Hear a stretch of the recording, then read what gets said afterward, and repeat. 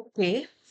तो अभी तक हमने जो सुप्रीम कोर्ट के जजेस के बारे में पढ़ा है, उसमें हमने ओथ तक का जो टॉपिक है वो कवर कर लिया था। अब हम आगे चलते हैं, बात करते हैं टेन्योर ऑफ सुप्रीम कोर्ट जजेस। देखिए, टेन्योर का क्या मतलब होता है? टेन्योर का मतलब होता है कि कितनी ड्यूरेशन के लिए वो कोई ऑफिस, कोई पोस्ट होल्ड कर सकते हैं। जैसे आपने कई जगह पढ़ा होगा कि उनको 5 ईयर के लिए उनको टर्म मिलता है, ठीक है, या किसी को 6 ईयर के लिए टर्म मिलता है। लेकिन सुप्रीम कोर्ट के जजेस के लिए कोई ड्यूरेशन नहीं है एज सच, बल्कि उनके लिए एक रिटायरमेंट एज दे रखी है। तो उससे एक तरह से फायदा है, क्योंकि उनको पता है कि गवर्नमेंट उनको कोई फेवर नहीं कर सकती, ठीक है, वो तो इंडिपेंडेंटली वो एक्ट कर सकते हैं। इसीलिए जो सुप्रीम कोर्ट के जो जजेस होते हैं, they hold office until the age of 65 years. This is very important. Normally आपने देखा होगा रिटायरमेंट एज 60 ईयर्स होती है, बट सुप्रीम कोर्ट के जजेस जो होते हैं वो ऑफिस होल्ड कर सकते हैं, यानी कि सुप्रीम कोर्ट के जज वो रह सकते हैं। कब तक? जब तक कि वो 65 ईयर्स की एज अटेन ना कर ले। लेकिन अगर उससे पहले चाहे तो वो रिजाइन कर सकते हैं। They may resign before reaching the age of 65। और अगर उनको रेजिग्नेशन देना होगा, अगर दे विश टू रिजाइन, तो वो किसको लिखेंगे? तो वो प्रेसिडेंट ऑफ इंडिया को लिख के अपना रेजिग्नेशन देंगे। ये जो सारी बातें हैं वो आर्टिकल 124 में ही मेनली की हुई हैं। इतना बस आपको क्लॉजेस याद रखने की जरूरत नहीं है, सिर्फ आर्टिकल 124 का नाम ही बहुत है। एक हो गया कि 65 ईयर्स तक की एज तक वो ऑफिस होल्ड कर सकते हैं। अगर रिजाइन करना है बिफोर दैट एज, तो वो प्रेसिडेंट ऑफ इंडिया को भी रखेंगे। इसके सिवा एक रिमूवल भी उनका किया जा सकता है। प्रेसिडेंट करेंगे, लेकिन जब पार्लियामेंट में भी हम देखेंगे पूरा, जब डिटेल ये पढ़ेंगे कि किस तरह से पार्लियामेंट में एक स्पेशल प्रोसेस होती है रिमूवल की। जब वो पूरी हो जाएगी, दोनों हाउसेस पास कर देंगे, तभी प्रेसिडेंट जो है एक ऑर्डर निकाल के उनको रिमूव कर सकते हैं। और उसके बारे में अभी हम डिटेल पढ़ेंगे, किन ग्राउंड्स पे उनको रिमूव किया जा सकता है एंड सो ऑन। बात करते हैं रिटायर्ड जजेस। अगर कोई जज सुप्रीम कोर्ट से रिटायर हो जाए, 65 ईयर्स की एज हुई और वो रिटायर हो गए, तो फिर वो जो जज रिटायर हुए हैं, वो किसी भी इंडियन कोर्ट में या किसी अथॉरिटी के आगे प्रैक्टिस नहीं करेंगे, as an advocate, as a lawyer. लेकिन कुछ पोस्ट के लिए उनको जो है अपॉइंट किया जा सकता है। जैसे कि लॉ कमीशन होता है हमारी कंट्री में, time to time law commission बनाते हैं, उसके चेयरमैन बन सकते हैं वो। कोई कमीशन ऑफ इंक्वायरी है, उसमें वो मेंबर बन सकते हैं।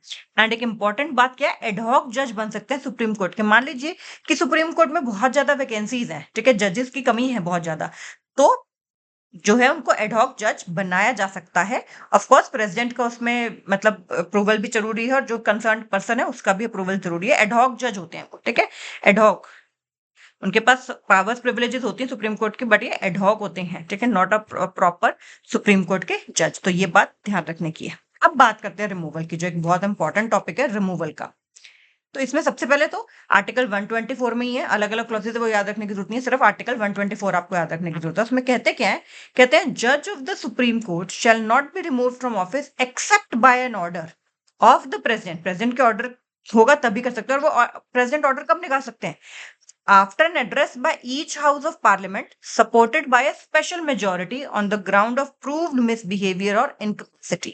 इसमें कई सारी बातें होगी कि किस किस ग्राउंड्स पर रिमूवल हो सकता है, कैसे हो सकता है। जब दोनों हाउस यानी कि बोथ हाउसेस जो है पार्लियामेंट के, जब वो स्पेशल मेजोरिटी यानी कि सिंपल मेजोरिटी तो है ही टोटल मेंबरशिप की, और प्रेजेंट एंड वोटिंग की 2/3।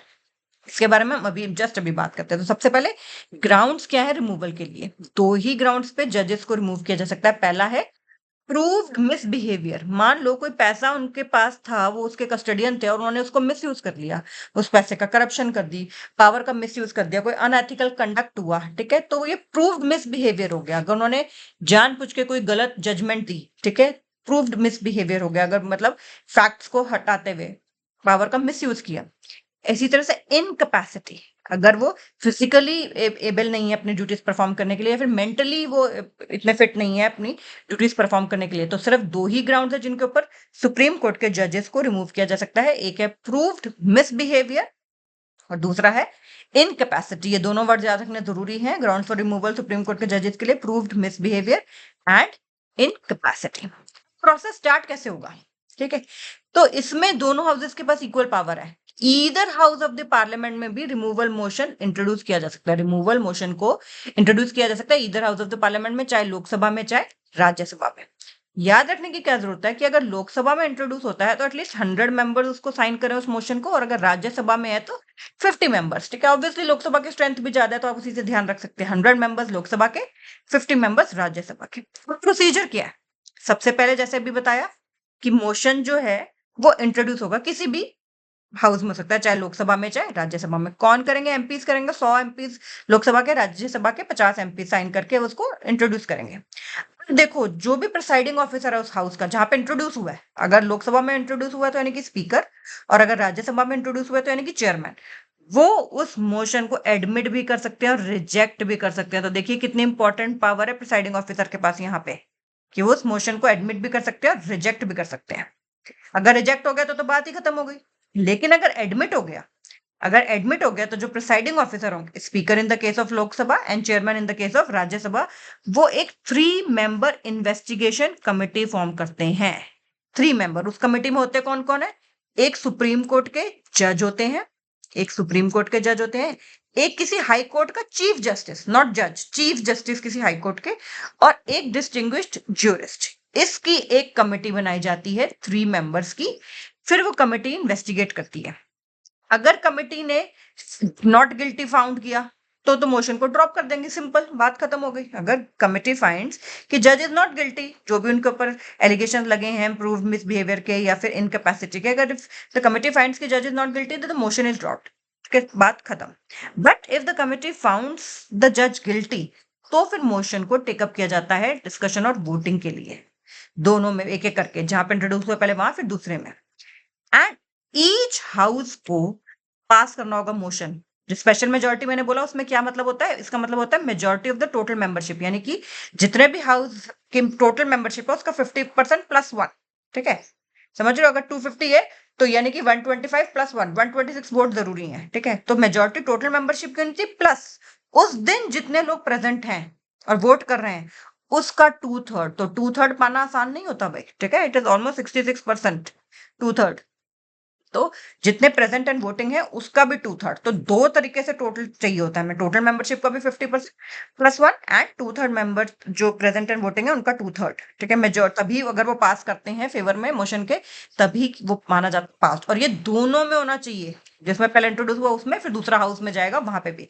तो दोनों हाउस को पास करना जरूरी है। तो it is not an easy task. ठीक है, अगर दोनों हाउस पास कर दें इस मोशन को तो ये प्रेसिडेंट ऑफ इंडिया के पास जाता है, जो कि रिमूवल ऑर्डर को इशू कर देते हैं। और जैसे ही रिमूवल ऑर्डर इशू हो जाता है, द जज ceases to hold the office immediately. बहुत डिफिकल्ट प्रोसीजर है ये। ठीक है, क्यों ऐसा रखा है? ताकि जजेस इंडिपेंडेंटली और without any fear, without any political reasons अपना काम कर सकें। अदरवाइज उनको पता होगा कि पार्लियामेंट के पास बहुत पावर है हमें इजिली रिमूव करने की, तो ऑब्वियसली उनको रूलिंग गवर्नमेंट के फेवर्स में कई बार बहुत सारे जो केसेस हैं, आपको पता है यूनियन गवर्नमेंट के जो रिलेटेड केसेस है जुरिस्डिक्शन के, या फिर कई बार यूनियन एंड स्टेट के बीच में कुछ कंफ्लिक्ट है, तो वो सब सुप्रीम कोर्ट जाते हैं। आगे आगे हम जुरिस्डिक्शन की बात करेंगे, टाइप ऑफ जुरिस्डिक्शन जो सुप्रीम कोर्ट के पास है। तो ऐसे तो फिर वो इंडिपेंडेंटली काम ही नहीं कर पाएंगे। ठीक है, तो इतनी अच्छी अच्छी हमारे पास वर्डिक्ट्स आए हुए हैं सुप्रीम कोर्ट के, केशवानंद भारती केस है एंड सो ऑन। तो वो सब कैसे हैं? क्योंकि वो इंडिपेंडेंटली एक्ट कर रहे हैं। ठीक है, अभी तक सुप्रीम कोर्ट ने किसी भी जज को रिमूव नहीं किया, लेकिन एक फुल मोशन रिमूवल का इंट्रोड्यूस हुआ था 1993 में, जस्टिस वी रामास्वामी के अगेंस्ट। ठीक है, और फेस्ड रिमूवल इन लोकसभा में किया था। और कमेटी ने, हैरानी की बात यह कि कमेटी ने उनको गिल्टी ऑफ मिसकंडक्ट भी फाउंड किया था।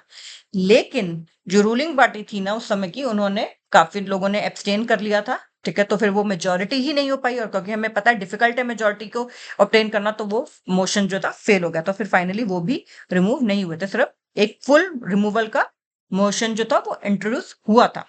हाईकोर्ट के काफी सारे जजेस के अगेंस्ट हुआ है, पीडी दिनाकरन, कार्नन थे एक, सौमित्र सेन, इन सब के अगेंस्ट हुआ है। लेकिन उसमें भी मतलब इंट्रोड्यूस हुआ था, कईयों में तो वो एक्सेप्ट ही नहीं हुआ, कईयों में रिजाइन कर दिया उससे पहले ही, so on. But Supreme Court के केस में सिर्फ इनके अगेंस्ट शुरू किया था, बट वो पास नहीं हो पाया था, तो ये भी इम्पीच, इनको भी रिमूव नहीं किया गया था।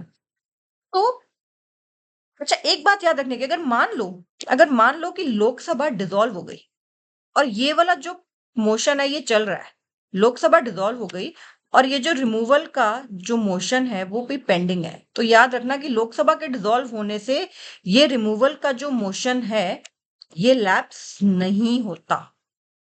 Does not lapse. अगर लोकसभा डिसॉल्व हो जाती है तो लेकिन किसी सुप्रीम कोर्ट के जज के लिए अगर एक रिमूवल मोशन जो है वो ऑलरेडी इंट्रोड्यूस्ड है, then it does not lapse. That is a very very important thing to remember.